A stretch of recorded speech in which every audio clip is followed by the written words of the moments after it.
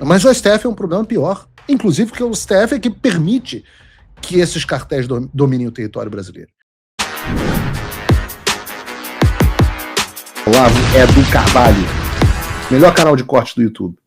Opa, eu sei que você não aguenta mais ouvir, eu pedi para você fazer o triplo C, curtir, comentar e compartilhar, mas eu peço porque 4 entre cada 10 pessoas sequer estão inscritas no canal e a maioria não ativa as notificações e nem curte o vídeo e isso prejudica o nosso algoritmo. Então ajuda a gente aí, brigadão. Passado esse momento de satisfação, vamos falar das coisas mais sérias do Brasil, né? A Acadêmicos de Niterói está longe de ser a única rebaixada do Brasil e não, eu não estou falando do meu Vasco da Gama, que não está sendo rebaixado dessa vez. Quem também está sendo rebaixado no Brasil nesse momento são as instituições. As instituições brasileiras estão sendo rebaixadas. Especificamente uma instituição pela qual eu não tenho o menor apreço, uma das instituições mais corruptas e ineficientes do Brasil, mas e que eu não deixa de me dar uma certa satisfação em vê-la pegando fogo metaforicamente. E eu estou falando da Receita Federal. Porque parece que agora os servidores da Receita Federal passaram de pessoas que estão apenas cumprindo ordens para serem vítimas de outras pessoas que estão apenas cumprindo ordens. Isso me traz uma satisfação. Eu confesso que isso me traz uma satisfação. E eu acho que a história você já sabe, pelo menos no geral, né? Eu me refiro aqui à operação ilegal ordenada pelo Alexandre de Moraes contra servidores da Receita Federal para apurar os supostos vazamentos de informações relacionadas ao ministro do Supremo Tribunal Federal e seus familiares. Isso a gente chegou a comentar no programa de ontem. Mas entre o programa de ontem e o de hoje, o presidente da Associação Nacional dos Auditores Fiscais da Receita Federal do Brasil, o Kleber Cabral, deu algumas entrevistas muito interessantes sobre o caso. A uma delas, especificamente, uma que aconteceu no Estúdio I da Globo News, eu quero reagir assistindo com vocês. É um trecho um pouco mais longo, mas acreditem, vale a pena. Vamos assistir.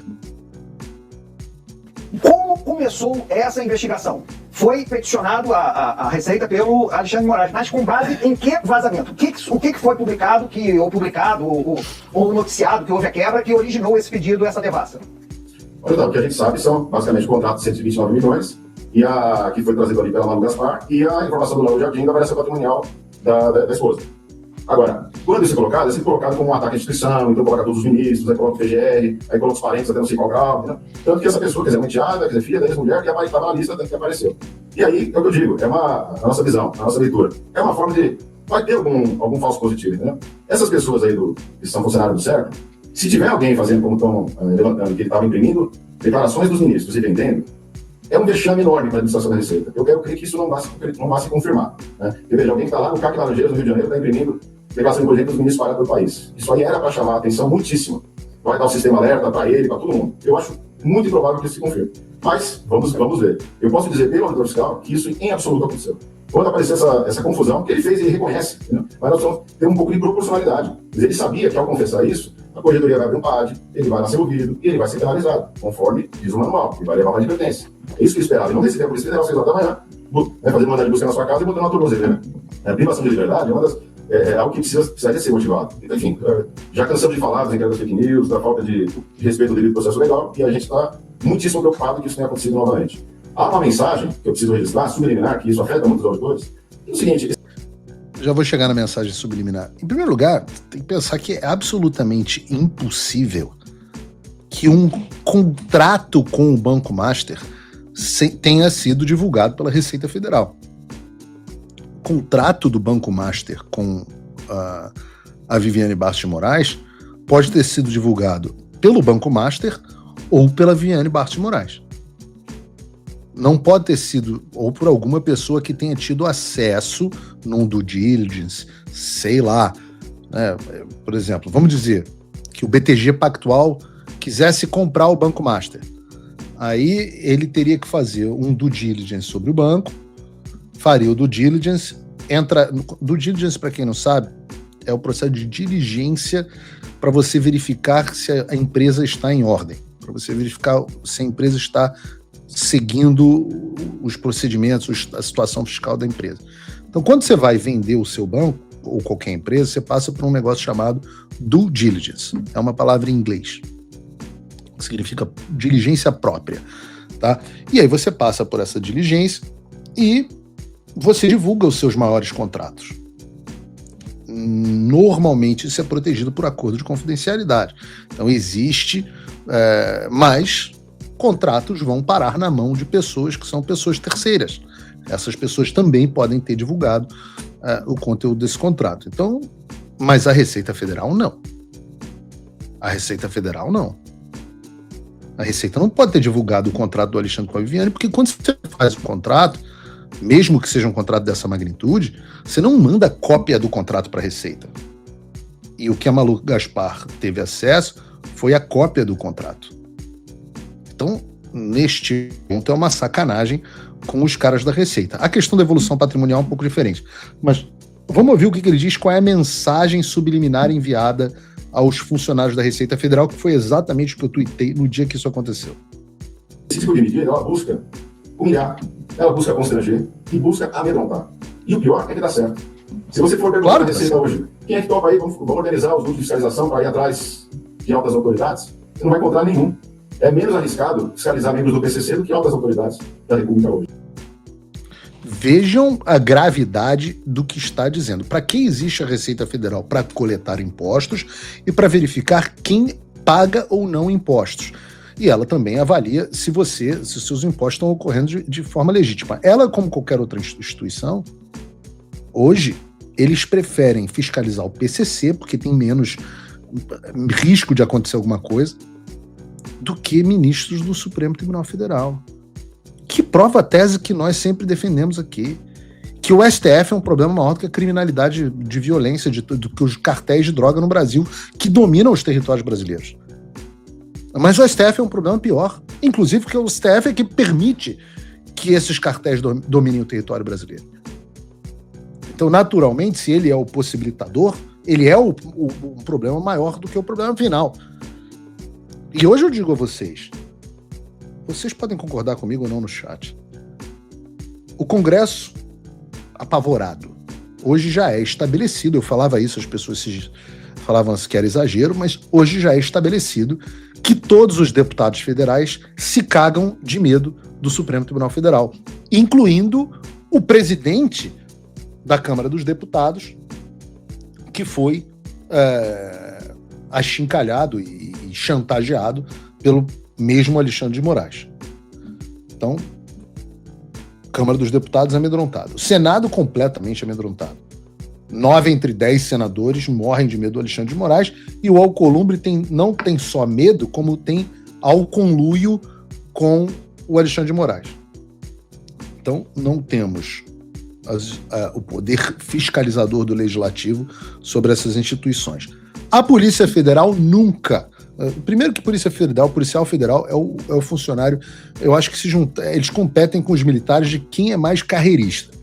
Então, a preocupação número 1 de um policial federal, seja delegado, os piores são os delegados, mas a preocupação número 1 deles é não ficarem mal e serem colocados em missões bacanas. Manda para a Europa, manda para os Estados Unidos, manda o cara para ser diretor da polícia, manda o cara para ser superintendente no estado, etc, etc. Esses caras sabem que se forem para cima do Alexandre, como está meio que acontecendo agora, a maioria morre de medo, não quer nem mexer nisso por causa da carreira. Outros sabem que ações desse tipo podem acontecer, inclusive, na própria Polícia Federal. E eu não sei vocês, mas eu vou morrer de rir de ver policial federal sendo preso por policial federal por ordem do Alexandre de Moraes. Eu já estou me divertindo vendo a Receita. Volto dizendo, não tenho nenhum apreço pela Receita Federal do Brasil. Se eu pudesse, fechava e abria de novo no mês seguinte só com novos funcionários. Eu já fui extorquido pela Receita Federal, então eu sei do que eu estou falando. Bandidos, a maioria... Não sei se é a maioria, mas é uma instituição porca. A Polícia Federal ia ser uma delícia. Uma delícia absoluta. Agora, o que ele está dizendo aqui é que esse tipo de ação gera medo. E foi exatamente o que eu disse quando aconteceu. Ora, esta é uma ação do Alexandre que, como nós vimos no programa ontem, está com o sangue nos olhos, que vai perseguir, sim, jornalistas, que vai perseguir, sim, funcionários públicos, que vai perseguir, sim, pessoas do governo. Não tenho dúvida disso. E por quê? E se não acontecer nada com o Alexandre agora, ele vai sair mais forte e vai consolidar ainda mais o seu poder. Vamos seguir. Então isso é um efeito concreto, muito negativo para a nossa instituição. Presidente Valdo Cruz aqui de Brasília, prazer em falar com o senhor, esclarecimentos importantes aqui para a gente entender o que está acontecendo. Eu ouvi ontem, dentro do Supremo Tribunal Federal, uma queixa em relação ao motivo da abertura dessa investigação. E, a depender do que o senhor está falando, o contrato, eu até ouvi a mesma coisa desses ministros, o contrato não está na Receita Federal, o contrato que foi divulgado pela Manu Gaspar. Isso não existe em registros da Receita, né? Não é isso, certo? Isso, perfeito. Agora, a atualização, ou seja, a evolução patrimonial da Viviane, a mulher do Alexandre, aí esse dado consta, né, dos dados da Receita, né? Aí eu pergunto o seguinte, neste caso, alguém que acessou o computador, ele tem que estar registrado que ele acessou também a evolução patrimonial, ou já acessando o CPF da mulher do ministro, já é acesso para tudo quanto é de documento contido ali dentro? É assim, Valdo, os acessos à Receita eles são super controlados, restritos, tem camadas de permissão. Então, o cargo de auditor pode uma série de sistemas, o cargo de analista pode menos, o cargo de técnico menos, o salário do CEP, atendimento, enfim. Então, há todo um regulamento para isso. E também da onde você trabalha, quer dizer, se eu trabalho na área do Orento, tem um tipo de sistema, se eu trabalho na fiscalização, na consulta, os sistemas são todos bem manualizados e controlados. A gente que trabalha é até chato para chuchu para você lidar com esses sistemas e acessos. É muito restritivo. Né? Por isso que eu estranho que alguém lá no atendimento do Laranjeiras tenha feito essa devassa aí nos ministros. Mas assim, os logs de registro de acesso ao sistema da Receita, eles conseguem responder tudo. Se eu apenas entrei no CPF de determinada pessoa, se eu entrei lá, apareceu só a frente dela, se eu entrei na declaração de imposto de renda, se eu imprimi, que tela que eu olhei, se eu fui ver os dependentes, que médico que ele usa, a escola dos filhos, enfim, dá para saber com detalhe tudo que a pessoa fez. Por isso que, assim, me preocupa que a Receita tenha, em tão pouco tempo, ao invés de apurar isso, que a Receita, na nota que ela soltou, ela falou preliminarmente. Ou seja, preliminarmente é sem conclusão. E preliminarmente, sem conclusão, o auditor fiscal está com uma tornozeleira eletrônica na perna, né? Então, assim, me preocupa que a Receita tenha entregue essas cabeças aí ao PGE e ao STF, sem primeiro fazer todas essas apurações, para saber se tem algum. Afinal, alguém olhou o CPF da Viviane Barsi? Se olhou, quem é? Isso dá para ver claramente. Agora, a pessoa pode ter acessado o CPF de um parente de terceiro grau, sei lá quem, que não está na história. Essa pessoa pode ser os quatro.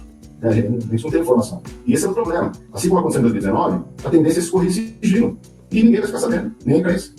Por isso que eu peço à imprensa que tente acompanhar mais de perto isso, né? Para que haja as apurações e os inocentes sejam liberados e os culpados sejam punidos conforme proporcionalmente ao mal que fizeram. A imprensa, sim. Claro. Vejam só como esse vídeo evidencia os furos na versão do Alexandre de Moraes. Olá, e eu espero que você esteja aproveitando esse vídeo. O canal Olavo do Carvalho foi criado por apoiadores do jornalismo independente dedicados a garantir que a minha voz e a de outros não sejam silenciadas. E eles fazem um ótimo trabalho. Por isso, se inscreva no canal e curta o vídeo.